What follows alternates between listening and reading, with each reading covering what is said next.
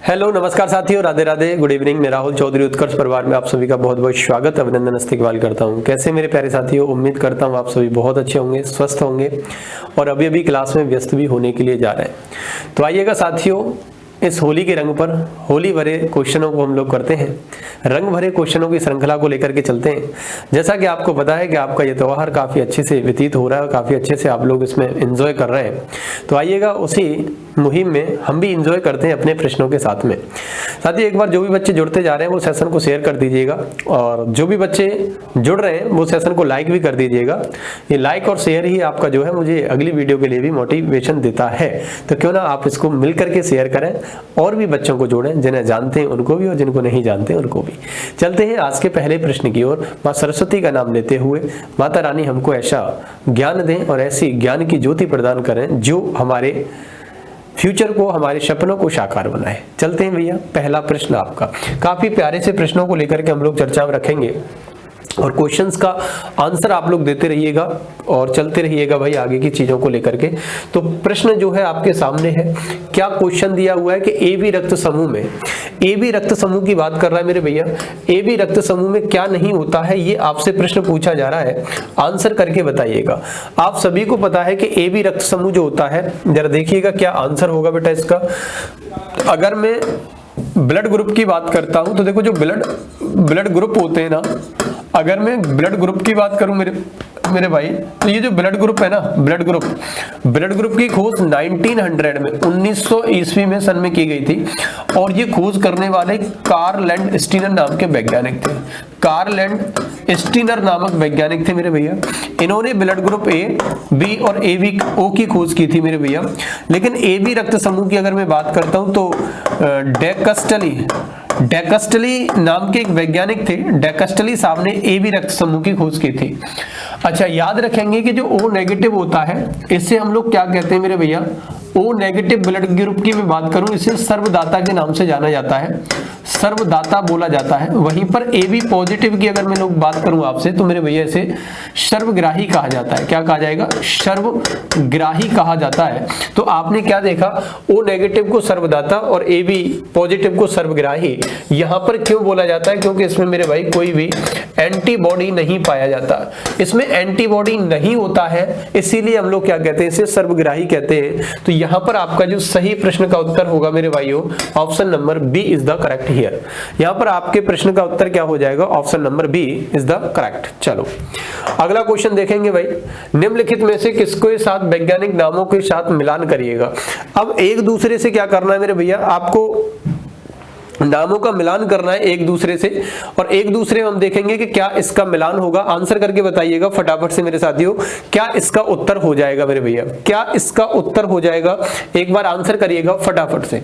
चलो, और जो भी बच्चे जुड़ रहे हैं वो भाई सेशन को एक बार शेयर कर दीजिएगा, लाइक कर दीजिएगा, जिससे और भी बच्चे हमारे साथ जुड़े। एक बार फटाफट से सेशन को शेयर करेंगे सभी साथी। देखो, विटामिन ए की मैं बात करता हूं तो विटामिन ए जो होता है ना, इसका जो केमिकल नेम होता है, रासायनिक नाम क्या होता है भैया? रेटिनॉल होता है। क्या होगा मेरे भाइयों? रेटिनॉल। वहीं पर विटामिन सी की बात करें तो मेरे भैया एस्कॉर्बिक एसिड होता है। क्या होता है? एस्कॉर्बिक एसिड होता है। अगर मैं विटामिन डी की बात करूं तो क्या होगा भाई? कैल्सीफेरॉल नाम की एक विटामिन होती है, जिसे हम लोग विटामिन डी के नाम से जान रहे होते हैं। तो विटामिन डी जो होती है हमारी कैल्सीफेरॉल हो जाता है, और विटामिन ई की बात करें मेरे भैया तो टोकोफेरॉल हो जाता है। क्या हो जाता है मेरे भाइयों? टोकोफेरॉल हो जाता है। यहां पर अगर मैं आंसर की बात करता हूं तो देखो, पहले का आपने क्या जोड़ दिया भैया? सी। दूसरे का आपने क्या जोड़ दिया मेरे भैया? बी। तीसरे का आपने क्या जोड़ दिया भैया? ए। और चौथे का आपने क्या जोड़ दिया भैया? D. C B A D आपने आंसर किया, सी बी ए डी आपने आंसर किया। ऑप्शन नंबर आपका सही हो जाएगा बेटा A. A is the correct here. यहीं पर अगर मैं बात करूं आपसे, विटामिन ए की कमी से हमें एक रोग होता है मेरे भैया, उस रोग का नाम क्या होता है? रतौंधी नाम का एक रोग होगा। क्या होगा? रतौंधी नाम का एक रोग हो जाता है, याद रखिएगा। विटामिन ई की कमी से नपुंसकता आ जाती है, नपुंसकता आ जाती है, नपुंसकता आ जाती है, याद रखिएगा। विटामिन सी की कमी से स्कर्वी नाम का रोग हो जाता है, हमें स्कर्वी रोग हो जाता है। विटामिन डी की कमी से ऑस्टियो मलेशिया या फिर रिकेट्स कह सकते हैं, रिकेट्स नाम का रोग है, ये बच्चों में होगा। और ऑस्टियो मलेशिया नाम का रोग है, ये वयस्कों में होता है। ऑस्टियो मलेशिया ऑस्टियोमलेशिया नाम का रोग है, ये किस में होता है मेरे भैया, ये बच्चों में मतलब वयस्कों में होगा। और रिकेट्स किस में होगा, ये होता है बच्चों के अंदर। तो इसका प्रश्न का उत्तर आपका क्या आंसर जाएगा मेरे भाई, option number A is the correct here. अगले प्रश्न का आंसर करिएगा, ये इंग्लिश वर्जन है इंग्लिश प्रेमियों के लिए मेरे भाइयों। चलो, निम्नलिखित में से कौन सा विटामिन कैल्शियम के अवशोषण में सहायक है। कैल्शियम के अवशोषण में कौन सा विटामिन सहायक है, ये प्रश्न आपसे पूछा जा रहा है। तो आंसर करिएगा, निम्नलिखित में से कौन सा विटामिन कैल्शियम के अवशोषण में सहायक होता है। विटामिन ए होता है, विटामिन डी होता है, विटामिन बी होता है, विटामिन सी होगा। What is the correct here भाई, आंसर करें फटाफट से सभी साथी, क्या आंसर सही हो जाएगा। देखो आप सभी लोग जानते हैं, अगर मैं विटामिन डी की बात करता हूं मेरे भैया, तो विटामिन डी जो होता है ना, ये कैल्शियम और फास्फोरस के अवशोषण के लिए आवश्यक होगा। ये क्या होगा मेरे भैया, ये कैल्शियम व फास्फोरस के लिए क्या होता है मेरे भैया, कैल्शियम फास्फोरस के लिए क्या होता है भैया, ये उसको क्या करता है, अवशोषित करता है, अवशोषण करेगा। और अवशोषण के बाद क्या करता है भैया, अस्थि निर्माण में कार्य करता है। क्या करेगा, अस्थि निर्माण का कार्य करेगा, अस्थि निर्माण का मेरे भैया ये कार्य करेगा। तो यहां पर क्या है, vitamin D is the correct. अच्छा एक चीज मैं बता दूं, विटामिन ए को क्या है, संक्रामक या संक्रमण रोधी विटामिन के नाम से जानते हैं। संक्रमण रोधी विटामिन के नाम से जानेंगे विटामिन ए को। संक्रमण रोधी विटामिन भी बोला जाता है, संक्रमण रोधी विटामिन के नाम से जाना जाता है। विटामिन किसको मेरे भैया, ए को, विटामिन ए को याद रखेंगे, विटामिन ए को। ठीक है, यहां पर अगर मैं बात कर रहा हूं किसकी भाई, विटामिन बी की, तो B1 विटामिन जो होता है, इसका जो रासायनिक नाम अगर आपसे पूछा जाए, तो रासायनिक नाम की अगर मैं बात करूं मेरे भैया, तो इसका रासायनिक नाम आप क्या बताएंगे भैया, थायमीन होता है। क्या होगा, थायमीन होगा भाई मेरे, थायमीन इसका रासायनिक नाम हो जाएगा। अगर मैं बात कर रहा हूं विटामिन सी की, तो विटामिन सी जो होती है ना, ये हमारी रोग प्रतिरोधक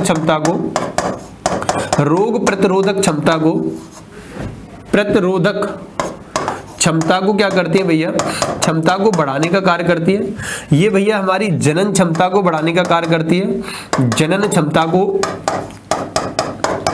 क्या करेगी भाई मेरे, बढ़ाने का कार्य करेगी, इंक्रीज करेगी।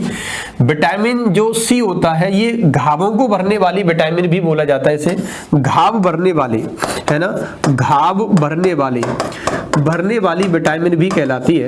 तो ये घाव भरने वाली विटामिन होती है, याद रखिएगा। ऑप्शन नंबर यहां पर आपका सही जवाब डी हो जाएगा। सनलाइट जो है इसका सबसे ज्यादा अच्छा क्या होता है मेरे भैया, इसका स्रोत होता है, सोर्स होता है। ठीक है भाई, चलो अगला प्रश्न देखेंगे। और अगला प्रश्न क्या है आपके सामने मेरे भाई, मुख्यतः पश्चिमी देश में जो बच्चे सूर्य की धूप कम प्राप्त कर पाते हैं, वे किससे ग्रसित होते हैं, आंसर करके बताएंगे मेरे भैया।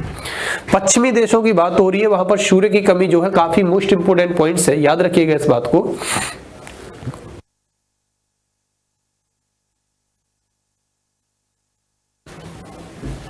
क्या आंसर सही हो जाएगा बेटा इसका, एक बार फटाफट से आंसर करके बताइएगा क्या आंसर इसका सही होगा। तो देखो, रिकेट्स होगा, एलर्जी होगा, स्कर्वी होगा, क्वाशिक्योर होगा, क्या होगा भाई, आंसर करो फटाफट।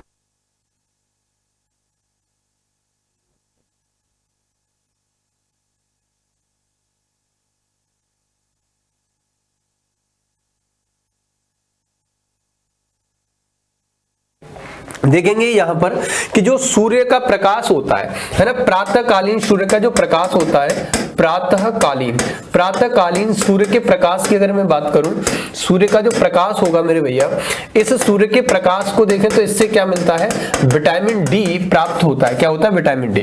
यहां पर कह रहा है पश्चिमी देशों में जब बच्चे सूर्य की धूप कम ले पाते हैं, धूप कम लेंगे तो इसका मतलब है विटामिन डी इनके अंदर नहीं बनेगा।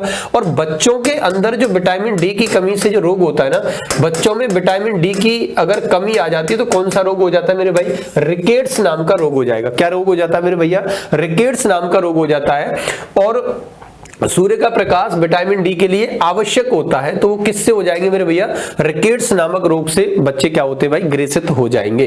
ठीक है भाई, ये तो प्रोटीन की कमी से होगा। स्कर्वी विटामिन सी की कमी से हो जाता है भैया, ये विटामिन सी की कमी से होने वाला रोग है भाई, सी की कमी से।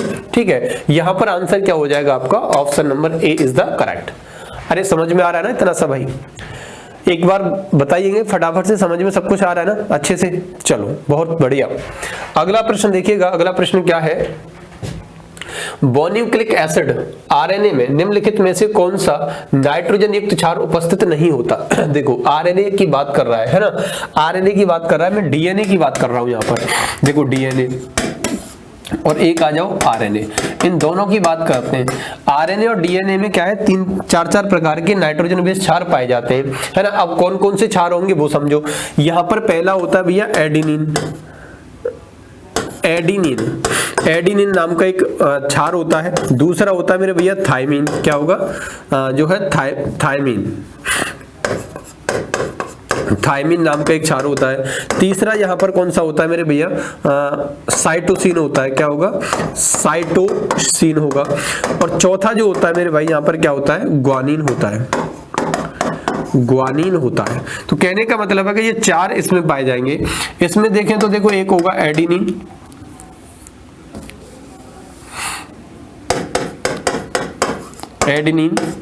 और एक होगा मेरे भैया यूरेसिल, क्या होगा यूरेसिल। और एक क्या होगा आपके पास में साइटोसिन। और एक क्या होगा आपके पास में ग्वानिन, क्या होगा भैया ग्वानिन होगा। ठीक है, ग्वानिन ऐसे भी लिख सकते हैं और ऐसे भी आप लोग ग्वानिन लिख सकते हैं। ठीक है, ग्वानिन लिख सकते हैं। ठीक है भाई, चलो तो यहां पर आपने क्या देखा मेरे भैया, जो पहला क्या था हमारा एडिनिन। तो अब यहां से हमें क्या पता चल रहा है, यहां पूछ रहा है कि आरएनए किसकी पूछ रहा है, राइबोन्यूक्लिक एसिड की बात कर रहा है। आरएनए की बात करें तो देखो इसमें साइटोसिन तो है, एडेनिन तो है, ग्वानिन तो है, लेकिन क्या नहीं है मेरे भैया, थायमीन नहीं है। ये किस में होता है, ये होता है हमारा डीएनए के अंदर। तो ये कहां पर होगा, यह डीएनए में होता है। कहां पर होता है भैया, डीएनए में होता है, डीएनए में होता है मेरे भैया। ठीक है भाई, तो इस पर क्या है, नहीं होगा, पूछा गया ऑप्शन नंबर सी। तो आरएनए में ये होते हैं, डीएनए में ये होते हैं, याद रखिएगा। अच्छा, डीएनए के अंदर ये है ना, जो ए जुड़ा होता है किसके साथ में, डबल बॉन्ड टी के साथ में, और ये किसके साथ जुड़ा है, हाइड्रोजन बॉन्ड से जुड़ा है। सी जुड़ा होता है ट्रिपल बॉन्ड के साथ में, किससे भैया, जी से। और ये किससे जुड़ा है, ये भी हाइड्रोजन बॉन्ड के साथ जुड़ा हुआ है। तो सी जी के साथ क्रिया करेगा और ए टी के साथ क्रिया करने का कार्य करता है। चलो, डॉट्स नामक इलाज किस बीमारी के लिए किया जाता है, पोलियो, एड्स, हेपेटाइटिस या क्षय रोग। डॉट्स नामक रोग की बात कर रहा है मेरे भैया। एक बार आंसर करेंगे फटाफट से कि डॉट्स नाम का जो रोग है ये किसकी बीमारी के लिए किया जाता है। आंसर करके बताएंगे फटाफट से सभी साथी, क्या आंसर इसका हो जाएगा। एक बार आंसर करेंगे भैया फटाफट से।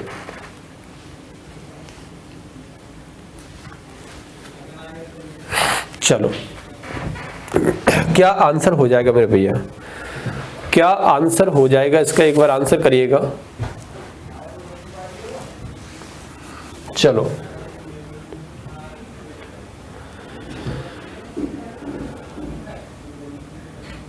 देखो ये क्या था भाई, डॉट्स एक अभियान चलाया गया था। ये क्या था, यह एक अभियान चलाया गया, अभियान चलाया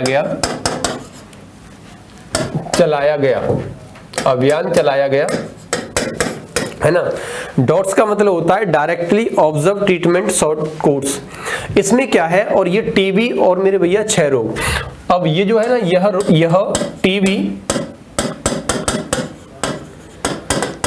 टीबी का मतलब क्या होता है, एक प्रकार से क्षय रोग कहते हैं हम इसको, क्षय रोग कह लो या टीबी कह लो, क्षय रोग कह लो या टीबी कह लो। इसका मुक्त इलाज करने का ये बात कही गई, और इसी को हम लोग क्षय रोग के नाम से जानते हैं। किसके नाम से जानेंगे भैया, क्षय रोग के नाम से जानेंगे, टीबी के नाम से जानते हैं। डॉट्स जो होता है ये एक अभियान चलाएगा गवर्नमेंट के माध्यम से, और इसमें क्या है, ये वाली बातें शामिल हो गई। तो डॉट्स में क्या किया जाता है भैया, क्षय रोग के इलाज का काम बात की जाती है, और एक तरीके से इसका मुक्त जांच से लेकर के मुक्त इलाज तक की बात की गई थी। क्षय रोग की मुक्त जांच की, मुक्त इलाज व मुक्त जांच इसमें देखने के लिए मिला था, याद रखेंगे। ठीक है मेरे भाई, चलो। अच्छा, एड्स के लिए क्या होता है, एलिजा परीक्षण होता है। क्या होता है, एलिजा जांच की जाती है भैया, इसके लिए एलिजा जांच की जाती है, याद रखेंगे इस बात को। तो ये किसके लिए होती है, एड्स के लिए होती है। यहां पर ये डॉट्स की बात कर रहा है, ये क्षय रोग के लिए। तो क्या उत्तर हो जाएगा आपका मेरे भाइयों, ऑप्शन नंबर डी। बहुत अच्छी एक इन्फॉर्मेशन आपके सभी के लिए मेरे भाइयों। आप सभी लोग जानते हैं कि उत्कर्ष एप्लीकेशन पर अभी इस होली के माहौल में, होली के हल्ले में और होली की जांच में, होली के उपलक्ष्य में आप सभी को एक बड़ा सा डिस्काउंट दिया जा रहा है मेरे भाई। अच्छा, सबसे बड़ी बात यह ना कि इसमें प्रत्येक कोर्स पर आपको एक्स्ट्रा 3 महीने की वैलिडिटी भी मिल रही है। यदि आप बिहार में होने वाले किसी भी एग्जाम की तैयारी कर रहे हैं तो अवश्य आप विजिट करिएगा हमारे उत्कर्ष एप्लीकेशन पर। और जब आप उत्कर्ष एप्लीकेशन पर विजिट करते हैं तो वहां पर तमाम प्रकार के आपके लिए कोर्स अवेलेबल होंगे, चाहे आप किसी भी एग्जाम की तैयारी कर रहे हैं, बिहार SI की तैयारी कर रहे हैं, बिहार टीचिंग की तैयारी कर रहे हैं, या फिर XYZ आप व्हाटएवर जो भी आप कर रहे हैं उस तैयारी के लिए हमारे पास कोर्स अवेलेबल है। और प्रत्येक कोर्स पर आपके लिए भैया 3 महीने की extra validity plus up to 90% का डिस्काउंट आपके लिए दिया जा रहा है। तो क्यों ना आप इस फायदे को उठाएं। अच्छा, ये जो आपके लिए है ना भाई, ये 21 तारीख से लेकर के 28 मार्च तक ये वैलिड होगा। उत्कर्ष एप्लीकेशन आपके लिए ये चीज लेकर के आया है। तो क्यों ना आप इस होली के उपलक्ष्य में अप टू 90% तक का डिस्काउंट पाएं, प्लस 3 महीने की एक्स्ट्रा वैलिडिटी पाएं। तो आज ही बिना देरी किए हुए आप प्ले स्टोर से उत्कर्ष एप्लीकेशन डाउनलोड करें और इस 90% तक के डिस्काउंट को प्लस 3 महीने की एक्स्ट्रा वैलिडिटी को पा करके अपने सपनों को साकार बनाएं और अपने लक्ष्य को एक ऊंची उड़ान दें और अपने जीवन को सफल बनाएं। ठीक है साथियों, चलो आगे बढ़ते हैं। और अगला प्रश्न जो आपके सामने है वो क्या है, बिल्स रोग में कौन सा अंग प्रभावित होता है। काफी अच्छा है और ये कई बार प्रश्न एग्जाम में पूछने के लिए आता है मेरे भाई।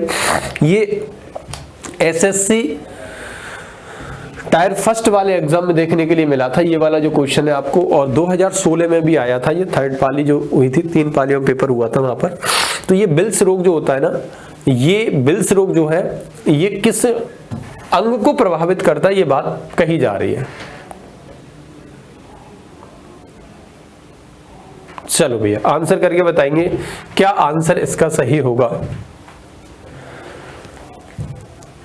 देखो, ये बिल्स रोग की अगर मैं बात करूं मेरे भैया, तो ये जो बिल्स रोग होता है ना, बिल्स रोग जो है ये क्या है, एक प्रकार से अगर मैं बात करूं, ये लेप्टोस्पायरोसिस की गंभीर रूप है। लेप्टोस्पायरोसिस का ये क्या है मेरे भाई, ये गंभीर रूप है।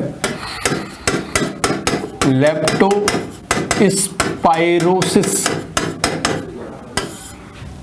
का एक गंभीर रूप है मेरे भैया, गंभीर रूप है। अच्छा, ये जो बिल्स रोग है ना, यह किसके कारण होता है, ये जीवाणु के कारण फैलने वाला, जीवाणु से होता है ना। ये किससे होगा मेरे भैया, ये जीवाणु से होने वाला है। अच्छा, दूसरी बात करें तो ये जीवाणु कहां पर मिलता है, तो देखो यह पशुओं का जो मूत्र होता है ना, पशु मूत्र या मूत्र से दूषित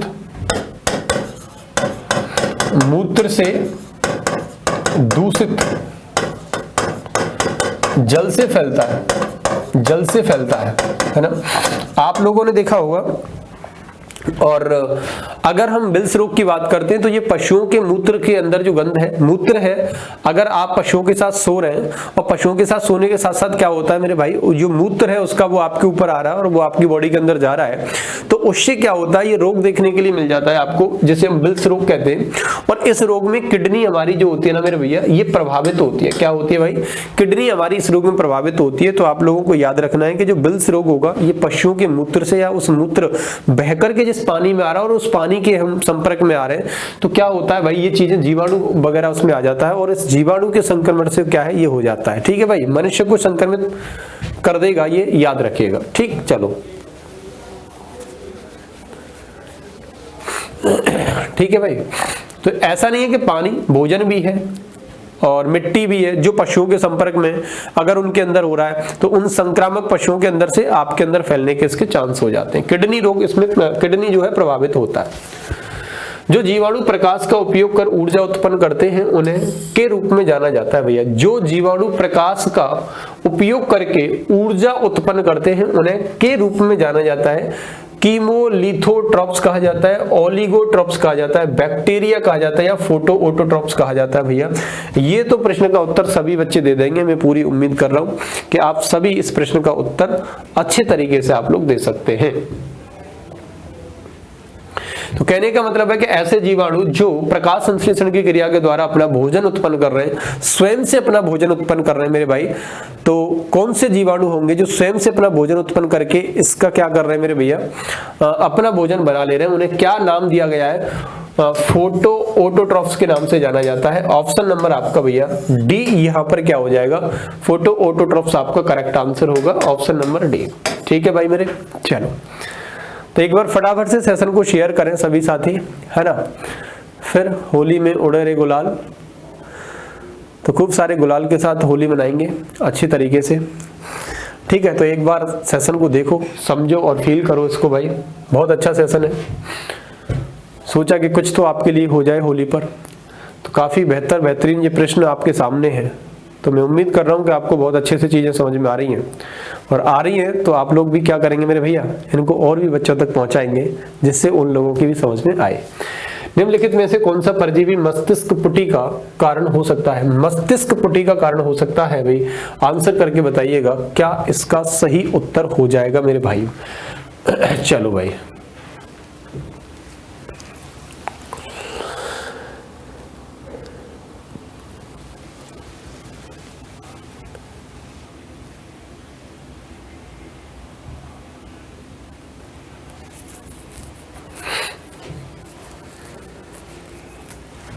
चलो क्या आंसर हो जाएगा भाई, देखिएगा।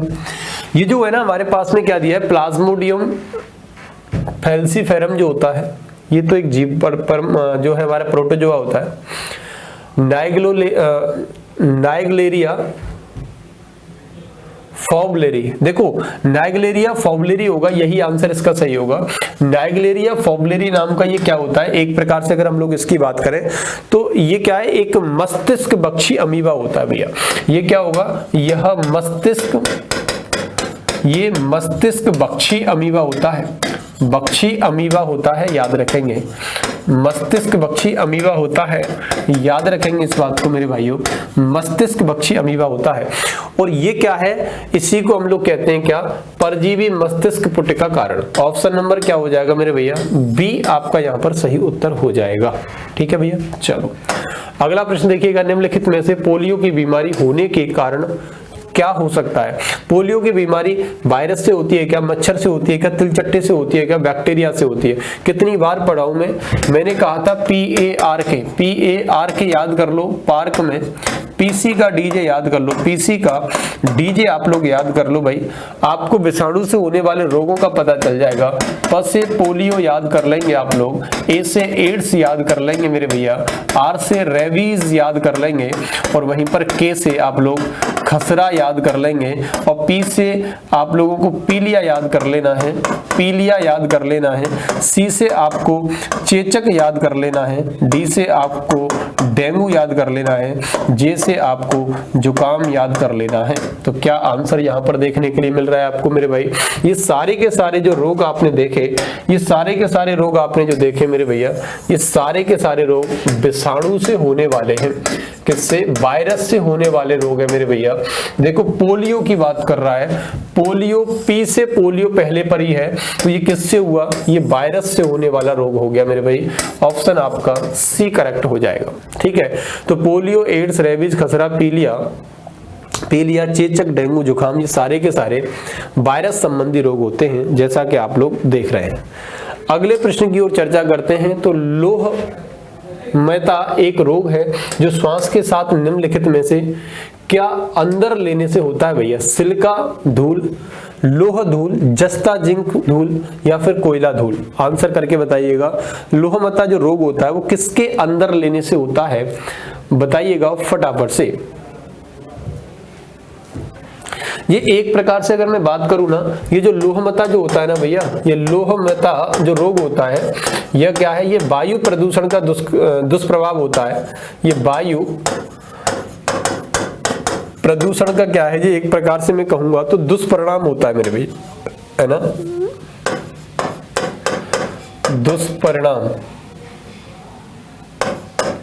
दुष्परिणाम होता है, याद रखेंगे इस वाली बात को। लोहमयता जो होता है ये वायु प्रदूषण का दुष्परिणाम होता है, याद रखिएगा इस बात को।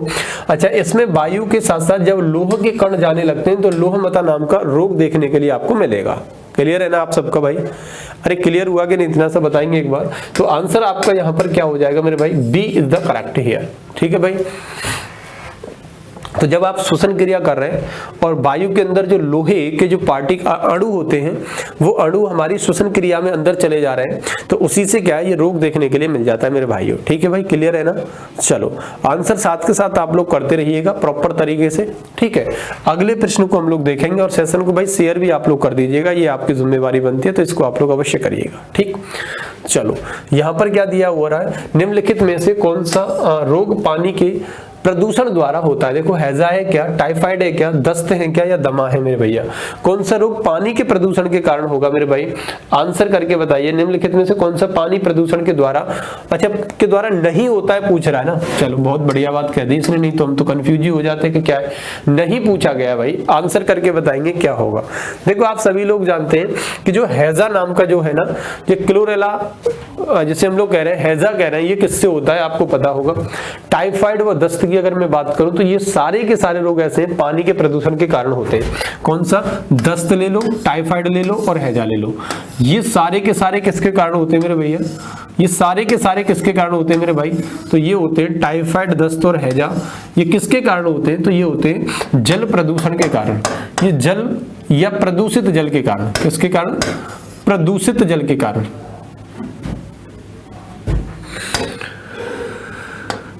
ये प्रदूषित जल के कारण होते हैं, जल के कारण होते हैं, याद रखेंगे इस बात को, जल के कारण होते हैं। इस बात को आप लोग क्या करेंगे मेरे भाई? याद करेंगे। ठीक है भाई। लेकिन अगर मैं दमा की बात करता हूं तो ये जो दमा वाला है ना, दमा, ये जो दमा है मेरे भैया, ये दमा एक रोग है और ये रोग क्या है? हमारे जल के प्रदूषण के कारण ये नहीं होता। और इसमें क्या है? इसमें श्वसन तंत्र जो है हमारा इफेक्टिव होता है, श्वास लेने में समस्याएं आने लग जाती हैं और जो हमारी WBC की मात्रा बढ़ने की वजह से भी ये देखने के लिए मिल जाता है। तो श्वास मार्ग में क्या है आने लगती है भैया? इसमें श्वास मार्ग में क्या है? श्वास मार्ग में सूजन आ जाती है, सूजन आ जाती है। श्वास मार्ग में क्या आ जाती है मेरे भाई? सूजन आ जाती है। इसी को हम लोग क्या कहते हैं? दमा। ठीक है भैया, इसी को हम लोग क्या कहते हैं मेरे भाई? दमा के नाम से जानते हैं। ऑप्शन क्या सही हो जाएगा? सी इज द करेक्ट हियर। अगला प्रश्न देखिएगा क्या है ये, सॉरी ये जो उसका लास्ट पॉइंट जो बचा था वो आगे दे दिया है इंग्लिश वर्जन का। आइएगा नेक्स्ट क्वेश्चन की तरफ बात करते हैं। निम्न में से कौन सा कृत्रिम वर्षा से संबंधित है? कृत्रिम वर्षा की बात कर रहा है, आर्टिफिशियल रेन की बात कर रहा है मेरे भाइयों। आर्टिफिशियल रेन जो होती है ये क्या होती है? ये कौन सा जो है वो आर्टिफिशियल रेन के लिए आवश्यक होगा? तो यहाँ पर देख लीजिएगा, आर्टिफिशियल रेन के लिए अगर आपसे कही जाती है बात, जो AgI होता है ना, सिल्वर आयोडाइड जो होता है, AgI की अगर हम लोग बात करें या फिर NaCl की बात करें, AgI और NaCl जो होगा भैया, प्लस अगर इसमें और है सॉलिड CO2 को भी ले लें। किसको ले लें? सॉलिड CO2 को ले लें, शुष्क बर्फ जिसे हम लोग कह रहे हैं। इन सब का मिश्रण क्या होता है? AgI। आंसर यहाँ पर सही हो जाएगा भाई, सिल्वर आयोडाइड जिससे हम लोग कहेंगे, है ना। तो ये क्या है? AgI और NaCl, सॉलिड CO2, ये सब मिलकर के क्या करेगा भाई? कृत्रिम वर्षा का क्या करता है भैया? ये निर्माण करता है। जब ये एटमॉस्फेयर में जाकर के मिल जाती है सारी चीजें, तो उससे क्या है? एक आर्टिफिशियल रेन होती है। कभी कभार मूवी वगैरह में सीन डाल रहे होते हैं तो वो भी इस प्रकार से आर्टिफिशियल रेन कराई जाती है। और जहां कहीं वर्षा नहीं हो रही है, सूखा पड़ी हुई है, तो वहां पर आर्टिफिशियल रेन, लेकिन उसके लिए काफी हमें पैसा खर्च करना पड़ जा सकता है। तो इसीलिए आपको क्या करना है? आर्टिफिशियल रेन जो होती है, वर्षा जो होती है, वो कैसे होगी ये जान लेना जरूरी है, ना कि उसे करा लेना जरूरी। तो ये जो होती है मेरे भाई, आपको याद रखना कैसे होती है। तो ये होती है किससे? सिल्वर आयोडाइड का मिश्रण अगर हम किसके साथ? NaCl और सोडियम सॉलिड CO2 के साथ अगर हम करें तो ये चीजें देखने के लिए आपको मिल जाती है। कोई समस्या, कोई परेशानी, कोई दुख, कोई दर्द हो तो बताओ एक बार। उम्मीद कर रहा हूं कि आपको ये वाली बात एकदम क्लियर से समझ में आ गई होगी। Option number B is the correct here. अगला क्वेश्चन देखिएगा, किस प्रकार का रोगजनक जल जनित बीमारी सार्स जिसे कहते हैं सीवियर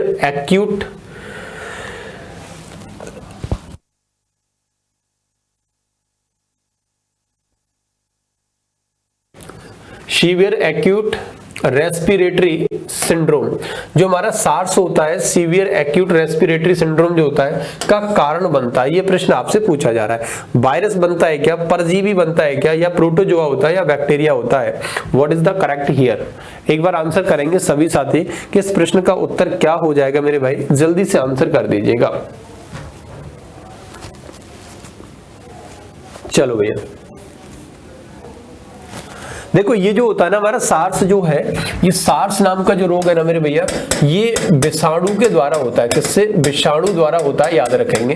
अच्छा, इसमें क्या होता है, ये एक प्रकार से अगर मैं बात करूं तो इसमें अफेक्टेड क्या होगा, इसमें हमारा श्वसन से संबंधित रोग होता है जी भैया, श्वसन संबंधी होता है, ये श्वसन संबंधित होता है, याद रखिएगा। अच्छा, ये जो होता है ना, ये किससे होता है? कोरोना वायरस से जो होने वाला रोग होता है मेरे भैया, कोरोना वायरस से। किससे होगा? कोरोना वायरस, ये कोरोना वायरस से होने वाला बेटा रोग होता है। तो यहाँ पर वायरस या वायरल, परजीवी, प्रोटोजोआ, बैक्टीरिया, आंसर आपका सही हो जाएगा option number A. Option number A is the correct here. सही जवाब आपका वायरस चला जाएगा भाई, ऑप्शन नंबर ए। देखो ये इस वाले के ही ये दो ऑप्शन जो है वो स्लाइड पर अगली पर चले गए, ठीक है। चलो अगला देखते हैं भैया, निम्न में से कौन एक दुर्बल अम्ल है? दुर्बल अम्ल की बात कर रहा है, मतलब दुर्बल अम्ल को अगर आपको पहचानना है तो उसके पीछे का एक कारण है, उसके पीछे की एक चीज मैं आपको बताता हूं। आपको एक वैज्ञानिक का नाम याद करना पड़ेगा जिसका नाम था सोरेनसन। क्या नाम था मेरे भैया? सोरेनसन। सोरेनसन नाम के वैज्ञानिक ने क्या किया, 1909 में एक पीएच स्केल को दिया था, पीएच स्केल को दिया, और पीएच स्केल पर उन्होंने कुछ गिनतियां लिखी ऐसे करके, ये पीएच स्केल उन्होंने बना दी। इस पर उन्होंने कुछ गिनतियां यहां पर लिख दी, 1 2 3 4 5 6 7 8 9 10 11 12 और 13, और एक और ले लेते हैं 13 और 14, ठीक है भाई। 14 तक उन्होंने गिनतियां यहां पर लिख करके दे दी, ठीक। अब होता क्या है, इन्होंने कहा कि जिसका पीएच मान 7 होगा इसे उदासीन कहेंगे, उदासीन होगा। जिसका 7 से ज्यादा 14 से कम होगा वो कैसा होगा, वो क्षारीय होगा। 7 से कम और 1 से ज्यादा होगा वो कैसा होगा, वो अम्लीय होगा। कैसा होगा मेरे भाई, अम्लीय पदार्थ होगा। ये वाली बात इन्होंने कही। अच्छा, इसमें क्या होता है, निम्न में से कौन सा दुर्बल अम्ल है? अब 1 से लेकर के 3.5 तक जो होते हैं, 1 से लेकर के 3.5 तक पीएच मान जिनका होता है उन्हें स्ट्रॉन्ग एसिड कहा जाता है। क्या कहा जाएगा? स्ट्रॉन्ग मतलब हम कह सकते हैं उनको मजबूत, उन्हें मजबूत अम्ल के नाम से जाना जाता है, जिनका पीएच मान इतना होगा। जिसका पीएच मान 3.5 से लेकर के 6.5 तक चला जाता है उसे हम लोग कहते हैं क्या, दुर्बल। दुर्बल का मतलब है कमजोर, दुर्बल अम्ल के नाम से जानते हैं, है ना, दुर्बल अम्ल के नाम से जानेंगे, याद रखेंगे। अब यहाँ पर कुछ ऑप्शन दिया हुआ है आपको, बोरिक अम्ल दिया हुआ है, कार्बोनिक अम्ल दिया हुआ है, और लैक्टिक अम्ल दिया हुआ है, और प्रयुक्त सभी। क्वेश्चन पूछ रहा है कौन सा दुर्बल अम्ल होता है, तो आपको आंसर पता होना चाहिए भैया, इसका क्या आंसर हो जाएगा, जल्दी से फटाफट से आंसर करके बता दीजिएगा भैया, इसका सही जवाब आपको क्या मिलेगा। चलो भैया,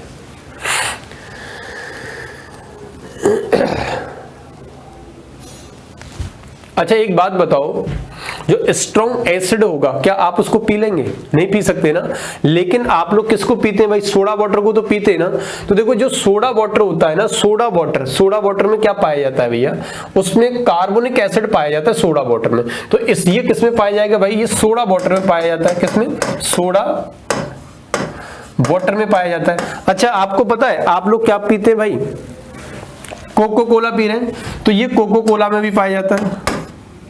जो कोक आप पीते हैं ना, जो कोल्ड ड्रिंक आप पी रहे हैं जिसमें कोका कोला जो होता है हमारा, कोका कोला जो है, इसमें भी ये देखने के लिए आपको मिल जाएगा।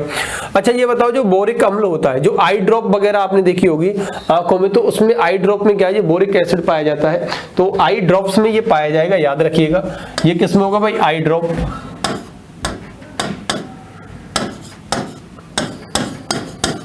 आई ड्रॉप्स में ये देखने के लिए मिल जाएगा आपको। लैक्टिक अम्ल की अगर आपसे बात की जाती है तो आप सभी लोग जानते हैं भैया, लैक्टिक जो अम्ल होता है ना, ये कहां पर पाया जाता है? ये लैक्टिक अम्ल जो होता है, ये लैक्टोबैसिलस नाम का जो जीवाणु होगा, तो ये एक प्रकार से हम लोग ये कह सकते हैं एक न्यूट्रल जो होगा हमारा, ये जो होता है ना, ये कार्बोनिक एसिड, ये तो न्यूट्रल अम्ल के रूप में जाना जाएगा। लैक्टिक अम्ल की बात करें तो ये अम्ल हमारे दूध के अंदर देखने के लिए मिल जाएगा।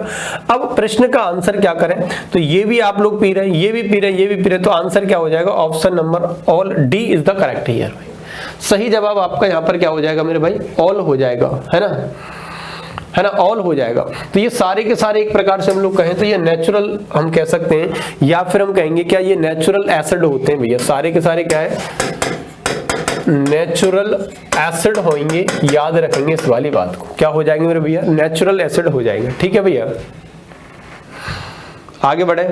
चलो अगला प्रश्न आपके सामने है भाई, क्या होगा, निम्नलिखित में से कौन सी प्रक्रिया स्पाइनल स्टेनोसिस स्ट्रीकचर, मतलब स्टेनोसिस का मतलब है स्ट्रीकचर का उपचार करती है, लामिनोप्लास्टी करती है, कार्पेस्टोमी करती है, या फोरामिनोटोमी करती है, या लामिनोप्लास्टी करती है। भाई आंसर करेंगे लामिनोप्लास्टी, 2 बार लिख दिया है ऑप्शन में हालांकि, चलो खैर कोई नहीं, आप लोग आंसर करिएगा क्या आंसर सही हो जाएगा।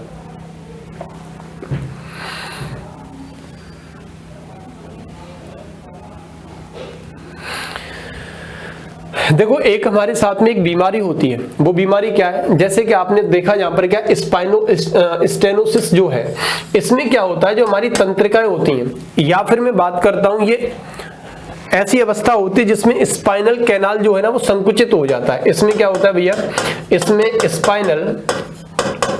स्पाइनल कैनाल जो है वो संकुचित हो जाएगा, कैनाल संकुचित हो जाता है, संकुचित हो जाता है,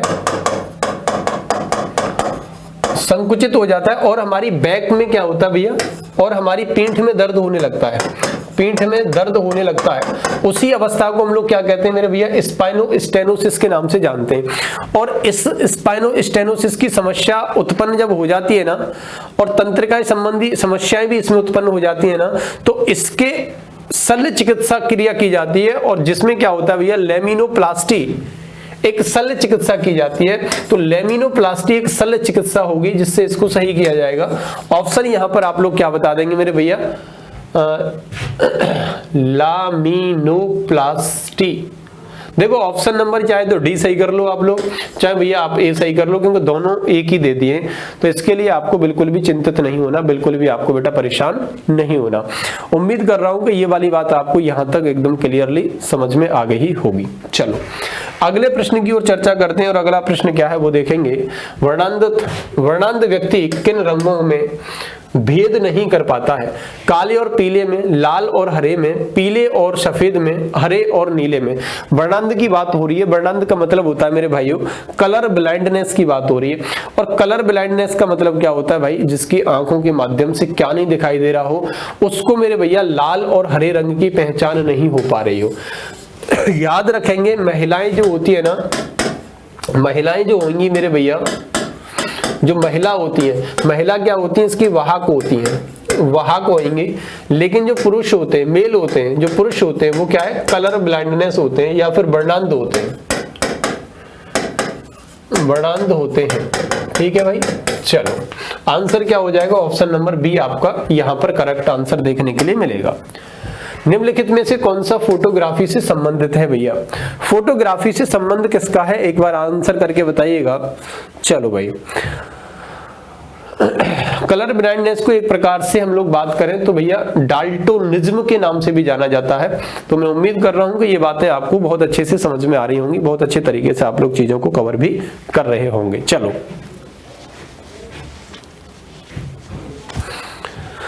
चलो, ये क्या होता है हमारा AgR Br जो होता है सिल्वर ब्रोमाइड होगा मेरे भैया, और सिल्वर ब्रोमाइड के बाद में Na2S2O3 जो दिया हुआ है, इसको कहते हैं सोडियम थायोसल्फेट के नाम से जानेंगे। ये क्या होता है, ये हमारा सोडियम थायोसल्फेट है ना, सोडियम थायोसल्फेट होता है, और इसकी सिल्वर ब्रोमाइड होता है, ये वाला, ये क्या होगा, सिल्वर ब्रोमाइड, सिल्वर ब्रोमाइड जो होता है मेरे भैया, ये सिल्वर ब्रोमाइड होगा। अच्छा, यहां पर क्या है, बोथ है, नन ऑफ दीज है। तो आंसर आपका क्या हो जाएगा, एक बार आंसर करके बताइएगा क्या आंसर हो जाएगा मेरे भाई, आंसर करके बताइएगा।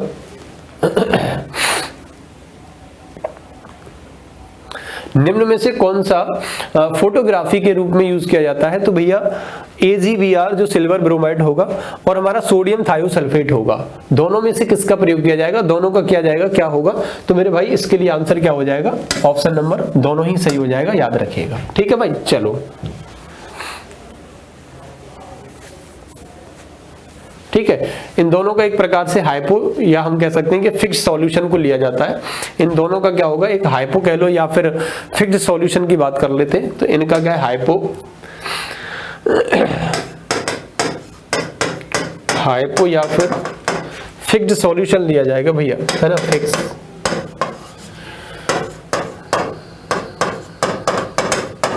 सॉल्यूशन लिया जाता है, ठीक है। तो आंसर सी सही हो जाएगा। मोतियाबिंद के इलाज के लिए निम्नलिखित दवा का प्रयोग किया जाता है।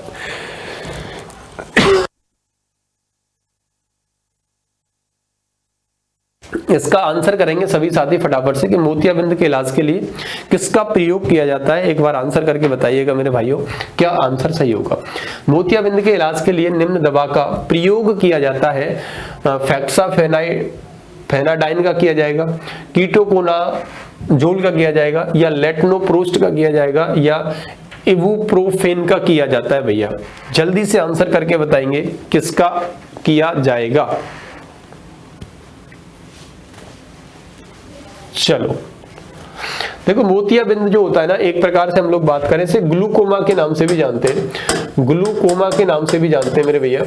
इसके इलाज के लिए किस दवा का प्रयोग किया जाता है? तो अगर मैं आंसर करूं, लेटनोप्रोस्ट का जो प्रयोग किया जाएगा, लेटनोप्रोस्ट का प्रयोग किया जाएगा। ये क्या करता है? ये एंट्रा ऑक्यूलर दबाव को कम करता है। किसको? एंट्रा ऑक्यूलर दबाव को क्या करेगा मेरे भाई? कम करता है, कम करता है। क्लियर है? कम करता है। तो आंसर यहां पर क्या है मेरे भाई? ऑप्शन नंबर आपका सी करेक्ट हो जाएगा। क्या आंसर सही हो जाएगा मेरे भाइयों? ऑप्शन नंबर आपका यहां पर सी करेक्ट होगा, ध्यान रखिएगा इस बात को। अगला प्रश्न देखेंगे और इस प्रश्न का उत्तर क्या होगा? जो मिथाइल सैलिसिलेट का दूसरा नाम क्या होता है भैया? मिथाइल सैलिसिलेट का दूसरा नाम क्या होगा? ये प्रश्न है, आपको आंसर इसका करना पड़ेगा मेरे भाइयों। क्या आंसर हो जाएगा जरा बताइएगा, क्या आंसर हो जाएगा जरा बताइएगा भैया।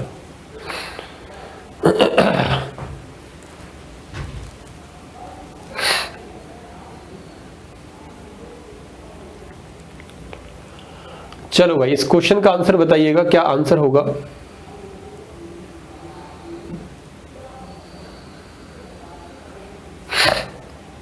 तो ये आज की क्लास का ये लास्ट क्वेश्चन था बेटा, और इस क्वेश्चंस को दिया जाता है आपको होमवर्क में। जितने भी बच्चों ने क्या है यहाँ पर ये प्रश्न को देखा और अब तक की क्लास को लिया है, तो मैं उम्मीद कर रहा हूँ कि आप सबको बहुत अच्छे से सेशन समझ में भी आया होगा।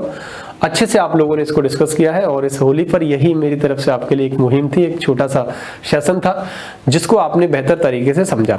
साथ ही इस प्रश्न का उत्तर आप सबसे मुझे कमेंट बॉक्स में चाहिएगा, और जैसा भी आपने फील किया हो क्लास को लेकर के, जैसा भी लगा हो, क्वेश्चंस कैसे थे क्या नहीं था, क्लास का फीडबैक आप लोग एक बार ऑफलाइन कमेंट में अवश्य करिएगा। बाकी आप लोग देखते रहिएगा, हमारे साथ में बने रहिएगा अपने बिहार उत्कर्ष परिवार के साथ। और बच्चों, आप सभी को होली की शुभकामनाएं। अच्छे से खेलिएगा, रंग गुलाल के साथ खेलिएगा, बेकार की चीजें ना करिएगा, और अच्छे से आप लोग अपनी होली फेस्टिवल को क्या करेंगे भैया, सेलिब्रेट करिएगा। तो चलते हैं दोस्तों, मिलते हैं फिर आपसे अगली क्लास में। तब तक के लिए आप लोग खेलते रहिएगा, स्वस्थ रहिएगा, मस्त रहिएगा। Bye bye, love you all, thank you.